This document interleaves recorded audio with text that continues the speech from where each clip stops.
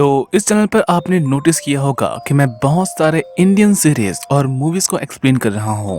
Actually मेरा ऐसा करने का मेन रीजन है आप सबको इस देश के कानून के बारे में थोड़ी बहुत बातें बताना, ताकि आप सब पुलिस और उनके कार्रवाई से डरे नहीं बल्कि अपने अधिकारों का इस्तेमाल कर अपना बचाव करें। जैसे कि अभी मैंने रिसेंटली सेक्शन 375 को एक्सप्लेन किया और क्रिमिनल जस्टिस के सारे सीजन को भी, और ऐसे ही और भी कहानियां आएंगी अगर आप इस चैनल को सब्सक्राइब कर सपोर्ट करोगे। और रही बात इस कहानी की, तो ये बेस्ड है 1993 की सच्ची घटना हेबियस कॉर्पस पर, जिसमें पुलिस अनलॉफुली कुछ लोगों को अरेस्ट कर उन्हें जेल के अंदर ही मार देती है। और इस कहानी के साथ हम उन रियल लाइफ हीरोज के बारे में भी जानेंगे जो कि पुलिस के इस इनजस्टिस के अगेंस्ट अपनी आवाज उठाते हैं।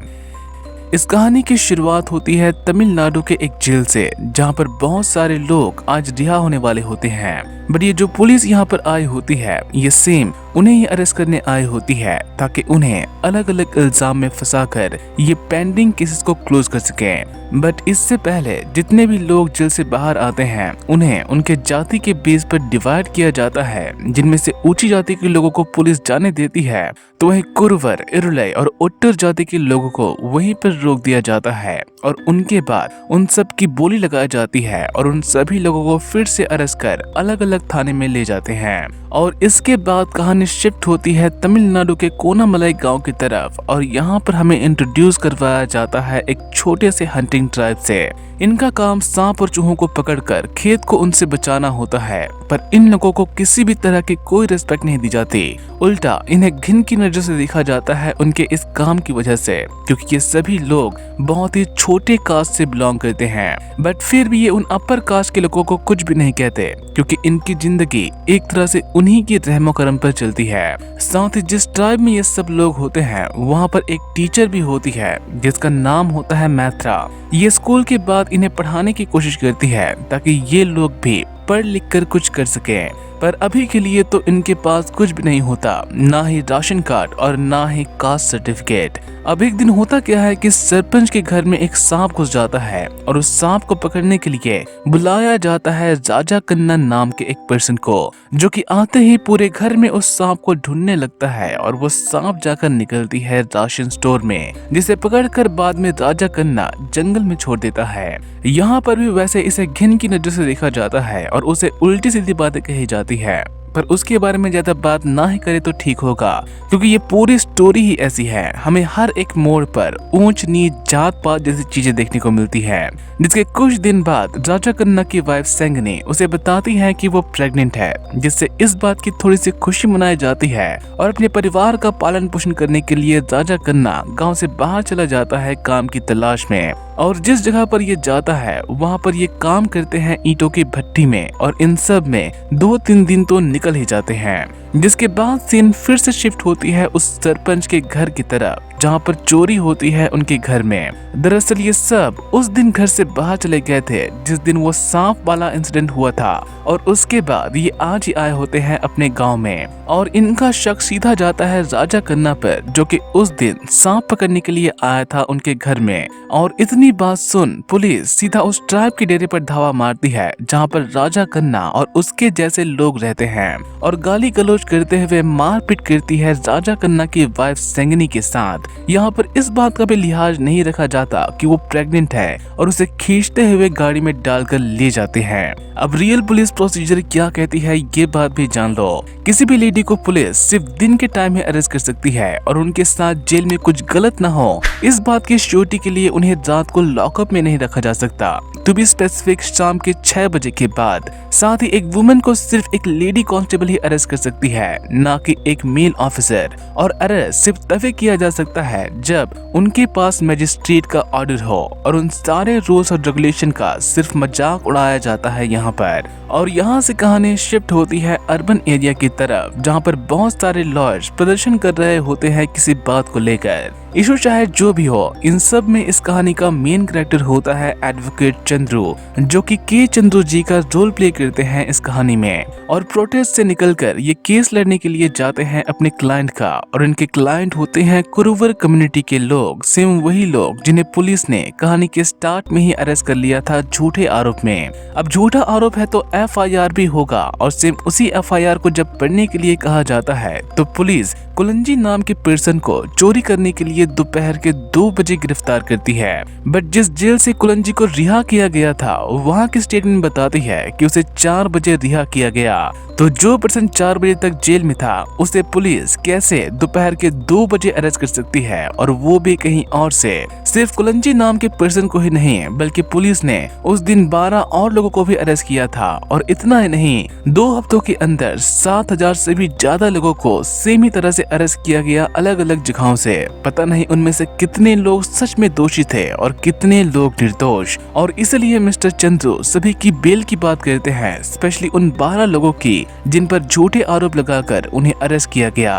और सारी बातें सुन जज भी ठीक ऐसा करने का ऑर्डर दे देते हैं, और साथ ही 3 महीने के अंदर सारी रिपोर्ट पेश करने की भी। और इन सब के साथ मिस्टर चंद्रू और भी बहुत सारे केसेस लड़ते हैं, फिर चाहे वो वर्कर्स को इंसाफ दिलाने के लिए हो या माइनॉरिटी कम्युनिटी को सपोर्ट करने के लिए, और ऐसे ही और भी बहुत सारे केसेस। और इनके न्याय दिलाने के जुनून को देखकर फाइनली इनसे मिलने के लिए आती है सेंगनी, जिसे एक्चुअली लेकर आती है वो टीचर जो कि उन सबको पढ़ा रही थी। और मिस्टर चंद्रू उन्हें अपने घर पर ले जाकर सब कुछ बताने के लिए कहते हैं ताकि वो उनकी मदद कर सके।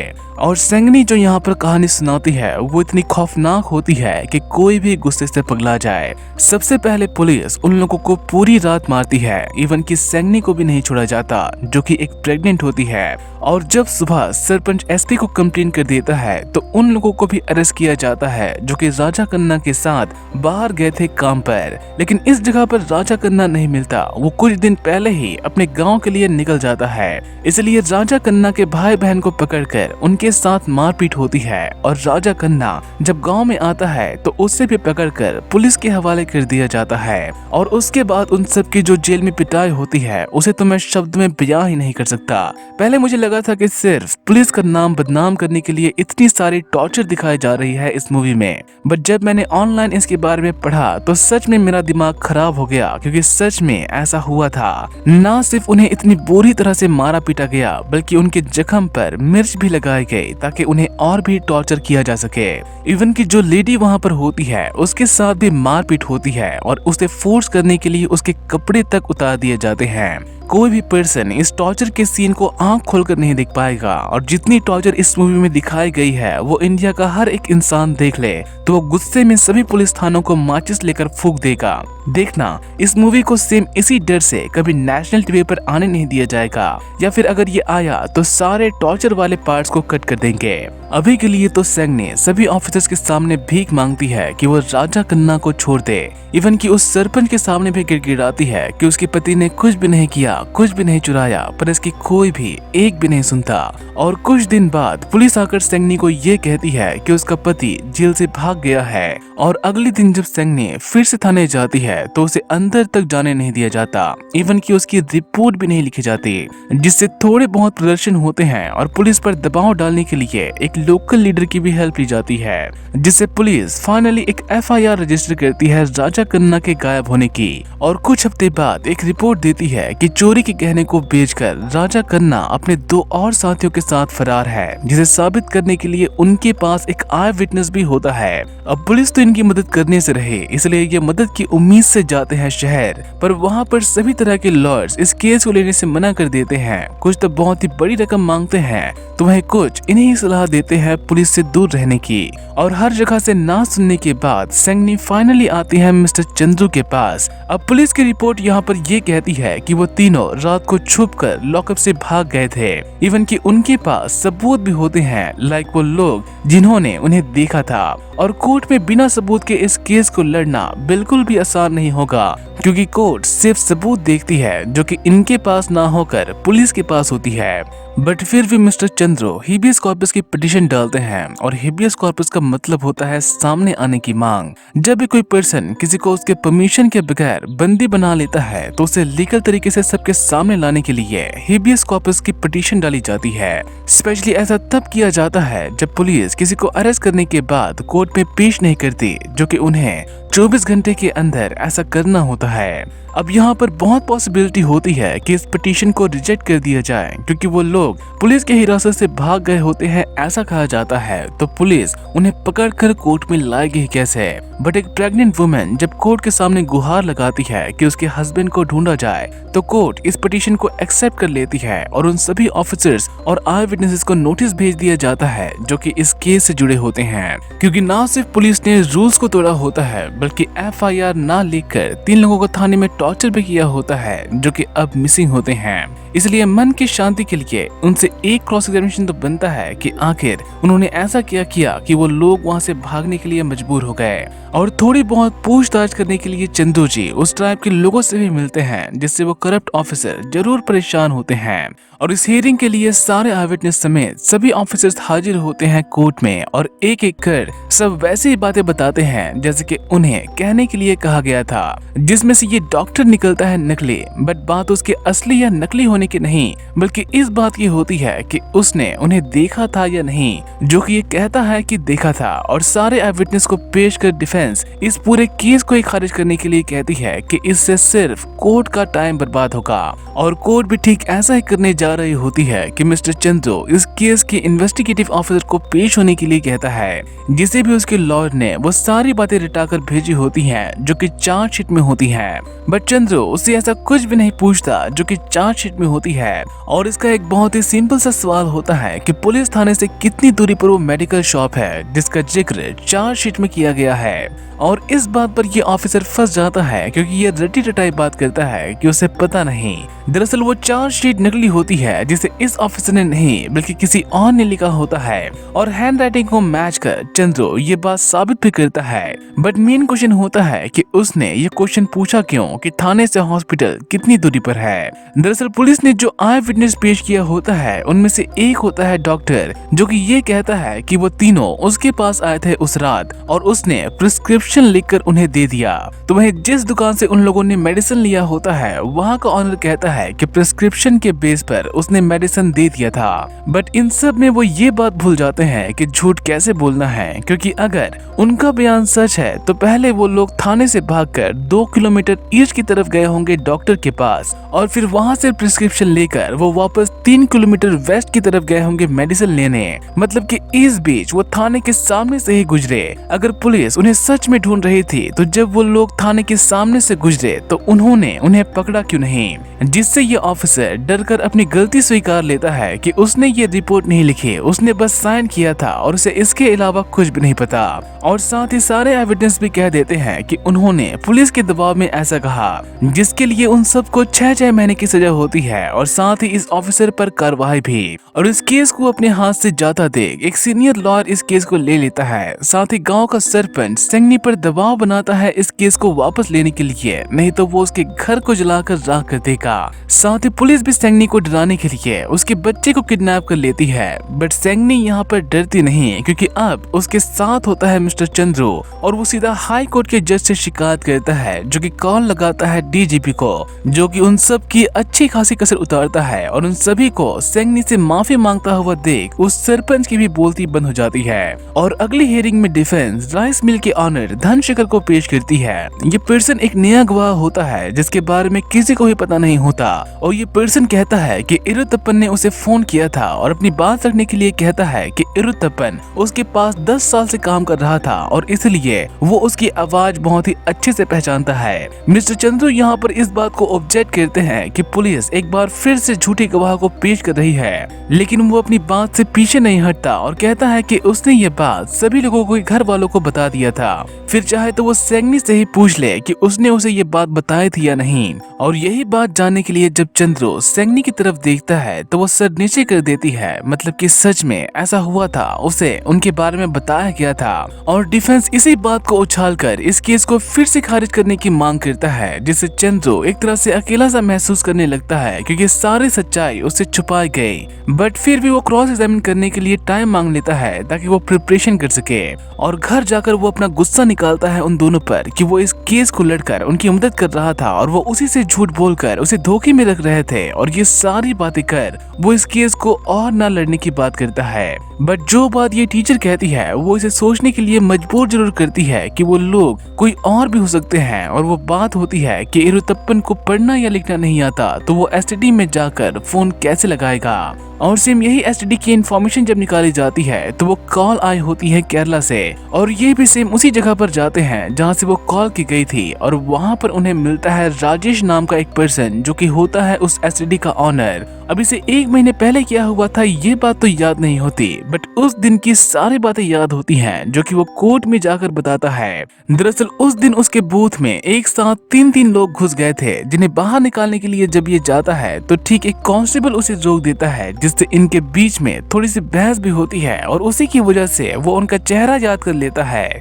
और सेम इस कोर्ट के अंदर वो उन तीनों ऑफिसर को आसानी से पहचान भी लेता है, जिनसे जब पूछताछ होती है कि वो वहाँ पर क्या कर रहे थे तो एक और बात सामने आती है कि इन्हीं लोगों ने वहाँ से कॉल किया था, जिससे मिस्टर चंद्रू भी सारी बातें कह इस ऑफिसर पर चढ़ जाता है कि पता नहीं असली सच क्या है, पता नहीं और कितने झूठ ये ऑफिसर्स बोलेंगे। इसलिए वो मांग करता है सीबीआई इंक्वायरी की ताकि असली सच सबके सामने आ सके। पर कोर्ट इस बात की परमिशन इतनी आसानी से नहीं देती और खुद चंद्रू से पूछती है कि अगर उसके नजर में कोई ऐसा ऑफिसर हो तो उसे ये केस दिया जा सकता है। इसलिए चंद्रू एक आईजी रैंक के ऑफिसर का नाम सजेस्ट करते हैं, जिसका नाम होता है पेरुमल स्वामी। और उन्हें 30 दिन के अंदर इस केस की रिपोर्ट सबमिट करने के आदेश दिए जाते हैं। और सेम उसी ऑफिसर को उसका सीनियर इस केस को सोच समझकर इन्वेस्टिगेट करने के लिए कहता है कि चीफ मिनिस्टर का ऑर्डर है, केस सेंसिटिव है, पुलिस का नाम बदनाम मत करना, एक्सेट्रा एक्सेट्रा कह के। अब शायद आपके दिमाग में ये बात आई होगी कि इस केस में पॉलिटिक्स कहां से घुस गई। दरअसल हर एक केस जिसमें एक पर्सन पुलिस के अगेंस्ट रिपोर्ट लिखवाता है वो एक्चुअली अपनी जंग लड़ता है उस राज्य के चीफ मिनिस्टर के अगेंस्ट, क्योंकि सभी तरह के सरकारी लोग डायरेक्टली रिप्रेजेंट करते हैं उस देश के, उस राज्य के सरकार को। और इसलिए जब उनकी अगेंस्ट आवाज उठाई जाती है तो पॉलिटिक्स पावर अपने आप ही घुस जाती है ताकि इस केस को जल्दी से जल्दी दबाकर खत्म किया जा सके। और सेम ही चीज यहाँ पर भी करने की कोशिश की जाती है। बट मिस्टर चंद्रू ने इस ऑफिसर का नाम एक रीजन के लिए सजेस्ट किया होता है, क्योंकि ये ऑफिसर किसी के भी दबाव में नहीं आता। और इस केस की इन्वेस्टिगेशन करने से पहले वो उसे कुछ लोगों से मिलने के लिए कहता है जो कि होते हैं सेम उसी ट्राइब के लोग। और ये सभी लोग अपने ऊपर हुए क्रूरता को उनके सामने रखते हैं कि कैसे पुलिस वाले उन पर झूठे आरोप लगाकर उन्हें जेल में बंद कर देते हैं। बहुत सारे लोगों का तो यहाँ पर शोषण भी हुआ होता है, इवन कि पुलिस बच्चों तक को नहीं छोड़ती और उन पर भी गलत सलत इल्जाम लगाए जाते हैं। और ये सारी बातें बताने का सिर्फ एक मेन रीजन होता है कि ये ऑफिसर सच को दबाकर इनके साथ नाइंसाफी न करे। और यहाँ से पूरे 1 महीने तक इन्वेस्टिगेशन चलती है। हर एक ऑफिसर हर एक थाने में जाकर फाइल्स को खंगाला जाता है ताकि असली सच सबके सामने आए। इवन कि कर्नाटका में भी कुछ ऑफिसर्स भेजे जाते हैं ताकि वहाँ से भी कोई लीड मिल सके, जिसमें से पुलिस से भी कुछ लोग थोड़ी बहुत बातें बता देते हैं कि उन्हें कितनी बुरी तरह से टॉर्चर किया गया था, इवन कि औरतों के साथ भी गलत किया गया। लेकिन उससे भी इन्हें ये पता नहीं चलता कि वो तीनों अब कहाँ होंगे। और सभी तरह के पुलिस स्टेशन में भी जाकर जब इन्हें कुछ भी नहीं मिलता तो ये एक आखिरी थाने में जाते हैं जो कि होती है तमिलनाडु बॉर्डर के पास। और वहाँ से पता चलता है कि उस टाइम पीरियड में उनके पास कुछ हिट एंड रन के केसेस आए थे जिनकी बॉडी कोई आइडेंटिफाई नहीं कर पाया था। और उन सभी डेड बॉडीज की जब फोटो एक एक करके दिखाई जाती है तो उनमें से एक फोटो निकलता है राजा कन्ना की, जिसकी फॉरेंसिक भी करवाई गई थी। और यहाँ से सीन शिफ्ट होती है इनकी तरफ और सेम राजा कन्ना की मौत वाली बात यहाँ पर भी चलती है, जिसकी वजह से ये पब्लिक प्रोसिक्यूटर इस केस को ना लड़ने की बात करता है। बट ये लोग उसे पैसे की लालच देते हैं और सारे सच्चाई बताते हैं कि राजा कन्ना की मौत असल में कैसे हुई। ये लोग उसे जेल के अंदर इतनी बुरी तरह से मारते हैं कि राजा कन्ना वहीं पर ही दम तोड़ देता है। इसलिए सबसे पहले इसके बारे में एक सब इंस्पेक्टर को बताया जाता है, जो कि उन्हें एक प्लान बताता है, जिसके तहत एक ऑफिसर पहले एक कांस्टेबल को खाना लाने के बहाने से बाहर भेजता है, फिर एक रूम को बंद कर देता है जिसमें पुलिस वाले सो रहे थे, और उसके साथ बुलाता है एक लॉरी जिसमें राजा कन्ना की बॉडी डाली जाती है, और उसके दोनों साथियों की आंखों में पट्टी बांधकर उन दोनों को भी उस लॉरी के अंदर डाला जाता है, जिसे लेकर एक दूसरा कांस्टेबल निकल जाता है वहां से।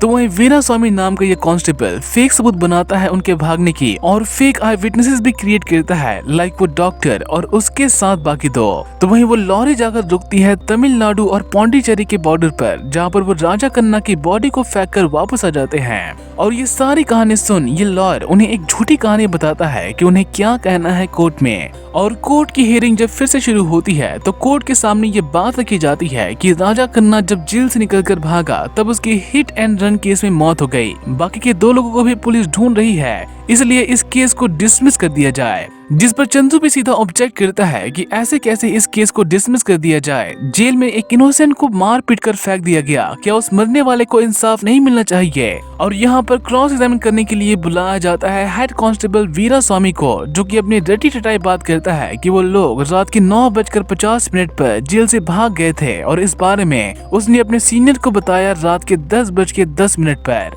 बट जब कॉल रिकॉर्ड पेश की जाती है तो उसमें 10:10 पर कोई भी कॉल नहीं की गई होती, बल्कि ठीक 9:50 पर एक कॉल की गई होती है। और सेम यही बात वो कोर्ट में रखकर रिक्वेस्ट करता है कि थोड़ा सा टाइम और दे दिया जाए ताकि वो इस केस के मेन आई विटनेस को ढूंढ सके, जिसे मानकर कोर्ट उन्हें 10 दिन का और टाइम देती है। और इस बीच बहुत ज्यादा फोर्स यूज किया जाता है ताकि इस केस को किसी भी तरह से सेटल किया जा सके आपस में। यहाँ तक कि लॉयर से लेकर सरपंच और पुलिस अधिकारी भी पैसे देकर सेंगनी को खरीदने की बात करते हैं, बट फिर भी वो पीछे नहीं हटती। और इन सब में चंदू के दिमाग में एक बात आती है कि मिल के ऑनर ने कहा था कि उसने इरुत्तमन की आवाज सुनी थी और वो उस आवाज को बहुत ही अच्छे से पहचानता है। तो वहीं एसटीडी ऑनर राजेश ने कहा था कि उस दिन उसकी एसटीडी में 3 लोग घुसे थे, जिन्हें बाहर निकालने के लिए जब वो गया तो हेड कांस्टेबल ने उसे रोक दिया। क्या ये नहीं हो सकता कि इरुत्तमन ने सच में बात की थी, बस कॉल जो है सब इंस्पेक्टर ने डायल की हो, क्योंकि इरुत्तमन को तो डायल करना ही नहीं आता।